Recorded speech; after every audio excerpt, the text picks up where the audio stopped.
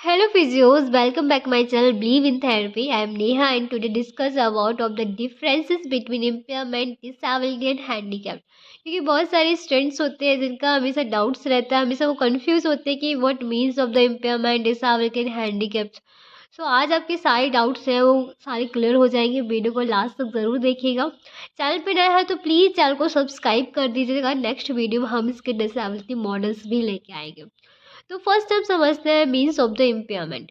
जो इम्पेयरमेंट होता है मीन्स हमारे बॉडी स्ट्रक्चर का कुछ इम्पेयर हो जाना। मीन्स ये क्या होता है, बायोलॉजिकली होता है, हमारी बॉडी के स्ट्रक्चर से रिलेटेड होता है। सेकेंड इज अ लॉस और abnormality of the anatomical, physiological and psychological. तो हमारी बॉडी में कोई भी एनाटॉमिकल या फिजियोलॉजिकल या साइकोलॉजिकल लॉस होता है तो उसे हम बोलते हैं इम्पेयरमेंट। ओके, जैसे फॉर एग्जाम्पल समझते हैं कोई पर्सन है जो कि ड्राइविंग करता है, उसका जो मेन काम है, मेन इंटरेस्ट है वो ड्राइविंग करना है।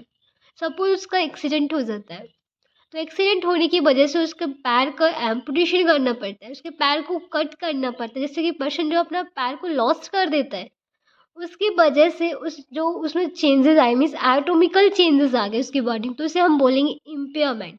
उसके एक लिम्ब को एम्पुटेशन करना पड़ा, मीन्स हमारे जो उसको पर्सन है उसकी बॉडी में इम्पेयरमेंट आ गया। सपोज एक पर्सन है जो कि उसको एक्सीडेंट की वजह से ही उसका विजन लॉस हो गया। जब विजन लॉस हो गया तो क्या हुआ कि वो उसे हम बोलेंगे फिजियोलॉजिकल इम्पेयरमेंट। ठीक है, क्योंकि बॉडी के अंदर ही है वो, उसे हमने निकाला नहीं है बाहर से। कि एम्पुटेशन में क्या हुआ कि एनाटॉमिकली हो गया। फिजियोलॉजिकल मीन्स उसका विजन लॉस होना, means physiological impairment. Psychological means जब उस पर्सन का उसी एक्सीडेंट की वजह से उसकी मेमोरी लॉस हो जाती है या वो कॉग्निटिव स्किल्स है वो सारे लॉस हो जाती हैं। वो पर्सन किसी को समझ नहीं पाता, उसका कोई भी हियरिंग लॉस हो जाना, विजन लॉस हो जाना एंड मेंटली रिटार्डेड हो जाता है पर्सन, तो उसे हम बोलते हैं साइकोलॉजिकल इम्पेयरमेंट। तो मीन्स हमारी बॉडी के अंदर कोई भी एनाटॉमिकल, फिजियोलॉजिकल या साइकोलॉजिकल चेंजेस आ जाते हैं तो उसे हम बोलते हैं इम्पेयरमेंट। इसलिए ये बायोलॉजिकली होता है। जैसे थर्ड पॉइंट जो हमारा स्ट्रक्चर और ऑर्गन लेवल, ये हमारे बॉडी के स्ट्रक्चर और हमारे बॉडी के ऑर्गन लेवल पे होता है। ओके, तो आई होप आप इम्पेयरमेंट समझ गए। नेक्स्ट समझते हैं डिसेबिलिटी। अब डिसेबिलिटी क्या होता है, ये हमारे फंक्शनल लेवल पे होता है। और फंक्शनल लेवल पे मीन्स जैसे ही उस पर्सन का जो एम्पुटेशन हुआ, उसके पैर को कट करना पड़ा, जिससे क्या हुआ कि उसके सारे फंक्शंस है वो लॉस हो गए। मीन्स वो पर्सन अब वॉक नहीं कर सकता है, वो फिर से ड्राइविंग नहीं कर सकता है, वो फिर से रनिंग नहीं कर सकता, जंपिंग नहीं कर सकता है। तो इससे क्या हुआ, उस पर्सन के सारे फंक्शंस है, सारी एक्टिविटीज़ हैं वो धीरे धीरे क्या हो गई, रिस्ट्रिक्शन हो गई, लॉस हो गई, जिसे हम बोलते हैं डिसेबिलिटी। तो आप समझ गए हो कि डिसेबिलिटी जो है वो फंक्शनल लेवल पे है। Means second point, restriction in performing in any task और एक्टिविटी। मीन्स कोई भी टास्क है, कोई भी एक्टिविटी है, उसे परफॉर्म करने में रिस्ट्रिक्शन आते हैं। रिस्ट्रिक्शन कब आते हैं, जब वो पर्सन का पैर जैसे है लॉस करना पड़ा, एम्पुटेशन हुआ इसलिए उसमें रिस्ट्रिक्शन आए। सपोज उस पर्सन का विजन लॉस हुआ, उस कारण से वो पर्सन कुछ कोई भी एक्टिविटी नहीं कर पाएगा, क्योंकि वो जब देख नहीं पाएगा तो एक्टिविटी उसकी धीरे धीरे रिस्ट्रिक्ट हो जाएंगी, लिमिटेड हो जाएंगी। साइकोलॉजिकल आ गया, मीन्स पर्सन जो है धीरे धीरे उसे दिखाई देना बंद हो गया, सुनाई नहीं दे रहा है, मेंटली रिटार्डेड पर्सन हो गया, आईक्यू लेवल कम हो गया, मेमोरी लॉस हो गई। तो इन सारे रीजंस की वजह से वो अपनी एक्टिविटीज़ हैं, जो टास्क है, डेली लिविंग एक्टिविटीज़ है, वो परफॉर्म नहीं कर पाएगा। तो उससे बोलेंगे ये उसकी डिसेबिलिटी हो गई। The third is a individual regarding a particular activity। Means जो भी कोई इंडिविजुअली है वो पर्टिकुलर एक्टिविटी उसकी लिमिटेड हो गई है तो वो होगा एक डिसेबिलिटी। अब थर्ड हम समझते हैं हैंडीकैप। हैंडीकैप जो होता है वो हमारी सोसाइटी लेवल पे होता है। मीन्स जो हैंडीकैप्ड होता है पर्सन, उसे हमारी सोसाइटी हैंडीकैप बनाती है, क्योंकि उसको इस टाइप से हम उस इस नज़रिए से उस पर्सन को देखते हैं कि वो पर्सन धीरे धीरे अपना जो कॉन्फिडेंस है वो धीरे धीरे लॉस करता जाता है। एक उसकी एक अलग पहचान हो जाती है। मीन्स वो हैंडीकैप्ड है, वो ये नहीं कर सकता, वो नहीं कर, ये जो हैंडीकैप्ड है वो हमारी सोसाइटी ही उसे बनाती है, वरना हर एक पर्सन जो है वो अपने अंदर से, उसके अंदर एबिलिटी इतनी होती है कि वो अपनी लाइफ को अपने अकॉर्डिंग चला सके। बट हमारी जो सोसाइटी है उसे इस टाइप से नज़रिए से देखती है कि वो धीरे धीरे अपना कॉन्फिडेंस है वो लो करता जाता है। तो उस पर्सन को हम बोलते हैं हैंडीकैप। सोसाइटी लेवल पे होता है, मीन्स हमारी जो लाइफ है उसका एक ड्रॉबैक हो जाता है उस पर्सन के लिए। उसकी पूरी लाइफ का ये ड्रॉबैक है, डिसएडवांटेज हो गया उस पर्सन को, जो फेस करना पड़ता है। ये फेस, क्योंकि अब वो सारी एक्टिविटीज़ नहीं कर पाएगा। मीन्स उसके फ्रेंड्स हैं वो ड्राइविंग कर रहे हैं, बट अब वो पर्सन फिर से ड्राइविंग नहीं कर पाएगा। उसके फ्रेंड्स हैं वो रनिंग कर रहे हैं, अब वो पर्सन है वो फिर से रनिंग नहीं कर पाएगा।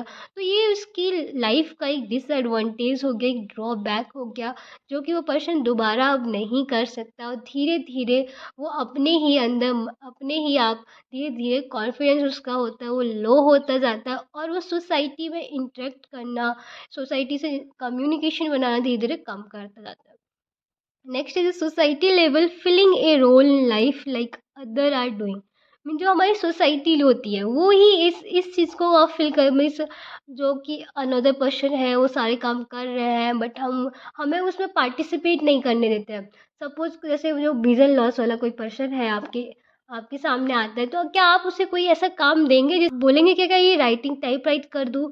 पर्सन है उसका विजन लॉस है, आप उसे लिखने के लिए पढ़ने के लिए नहीं देंगे, क्योंकि ये एक आपके माइंडसेट है। ये हमारी सोसाइटी में माइंडसेट होता है कि ये पर्सन वो काम नहीं कर पाएगा। जो हैंडीकैप्ड पर्सन है उससे हम ज़्यादा कोई भी काम रिस्पॉन्सिबिलिटी होती है वो उसे हम नहीं देते, क्योंकि हम खुद उस पे बिलीव नहीं करते। तो हैंडीकैप पर्सन जो होता है वो हमारी सोसाइटी बनाती है, ना कि वो पर्सन खुद से बनता है। ठीक है, तो आई होप आप डिसएडवांटेज समझ गए होंगे। मीन्स इम्पेयरमेंट्स मीन्स होता है हमारी बॉडी का कोई पार्ट है वो लॉस्ट हो जाना। डिसेबिलिटी मीन्स जो उस पार्ट की वजह से आपकी जो फंक्शंस है वो लॉस्ट हो जाना।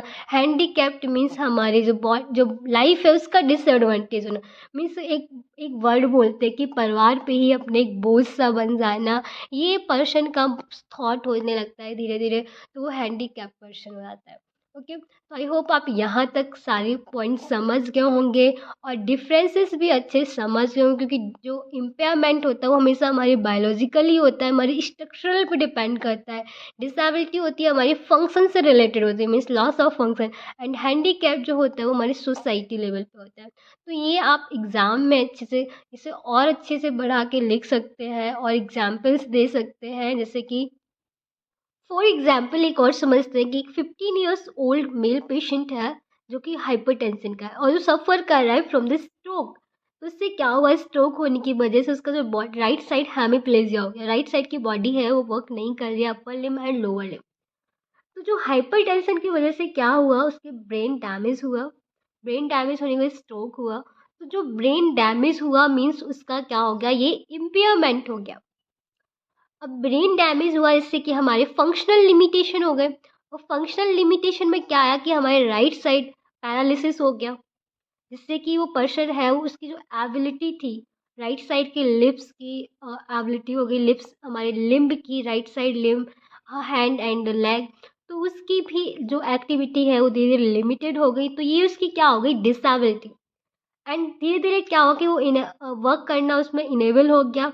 एंड वो अपने चारों साइड की जो उसका इंटरेक्शन करना अपने सराउंडिंग एरिया में, अपनी सोसाइटी से जो इंटरेक्शन था, धीरे धीरे वो रिड्यूस होता जा रहा, उसकी एबिलिटी है वो धीरे धीरे रिड्यूस होती जा रही, और उस पर्सन को एक हैंडीकैप पर्सन बोला। ओके, आई होप आप ये एग्जाम्पल समझोगे। नेक्स्ट एक और एग्जाम्पल समझते हैं कि एक 3 ईयर्स ओल्ड गर्ल है जो have a severe scar on a face due to burn. Burn की वजह से उसके फेस पे एक बहुत सीवियर स्कार हुआ है। तो स्कार हुआ मीन्स इम्पेयरमेंट क्या हुआ इसके कि उसमें एबनॉर्मल एक स्कार हो गया उसके फेस पे। तो ये एक इम्पेयरमेंट हो गया, और उसकी वजह से क्या क्या लिमिटेशन हुए, फंक्शनल लिमिटेशन। मीन्स उसकी जो मोबिलिटी है आर्म की वो भी धीरे धीरे डिक्रीज होती जा रही, एंड डिक्रीज होने लगा को उसका सराउंडिंग एरिया में इंटरेस्ट, क्योंकि फेशियल स्कार की वजह से वो कहीं भी किसी से कम्युनिकेट नहीं कर रही है और कोई भी वर्क नहीं कर रही है, पार्टी फंक्शंस होते हैं उनमें पार्टिसिपेट नहीं कर रही है, तो ये उसके धीरे धीरे फंक्शनल लिमिटेशन हो गए, जो कि हम बोलते हैं डिसेबिलिटी। एंड धीरे धीरे उसका जो सोशल लाइफ है वो भी डिक्रीज होता जा रहा है। एंड जो भी उसके काम करने की जो कैपेसिटी थी वो भी धीरे धीरे कम होती जा रही है अपने घर में। तो ये क्या होगा, धीरे धीरे उसका एक माइंडसेट हो जा रहा है और सारी कैपेसिटी है धीरे धीरे वो कम होती जा रही है।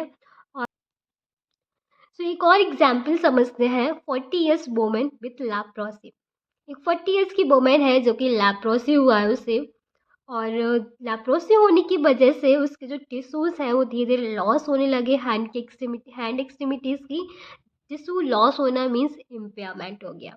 ओके। एंड धीरे धीरे उस जिस एरिया पे टिश्यू लॉस हुए हैं वहाँ पे सेंसेशन भी लॉस होते जा रहा है। तो ये क्या है, एक इम्पेयरमेंट है। तो उस सेंसेशन के लॉस होने की वजह से कुछ लिमिटेशन आएंगे, फंक्शनल लिमिटेशन आएंगे। मीन्स उसमें डिक्रीज हो गई ability to the mobility skills. And means वो मोबिलिटी उसकी धीरे धीरे उस एरिया की कम हो गई, और ये उसका एक डिसेबिलिटी हो गई। मीन्स वो फंक्शंस नहीं कर पा रही है, और धीरे धीरे उसका जो सोशल रिलेशनशिप्स था वो डिस्टर्ब होने लगा, जो कि उस पर्सन को धीरे धीरे हैंडीकैप पर्सन बना देगा धीरे धीरे सोसाइटी लेवल पे। तो ये था सारे differences, impairment, disability and handicap. I hope आपको समझ आए होंगे। और लास्ट का जो वीडियो था उसमें हमने डिसेबिलिटी की प्रोसेस सारी डिटेल में डिस्कस कर रखी है, लिंक आपको डिस्क्रिप्शन में मिल जाएगा, तो प्लीज़ वहाँ जाके देख सकते हैं। और वीडियो अच्छा लगा हो तो प्लीज़ वीडियो को लाइक करें, चैनल को सब्सक्राइब करें। कोई भी क्वेरी होती है तो कमेंट बॉक्स में कमेंट करके पूछ सकते हैं। Thank you.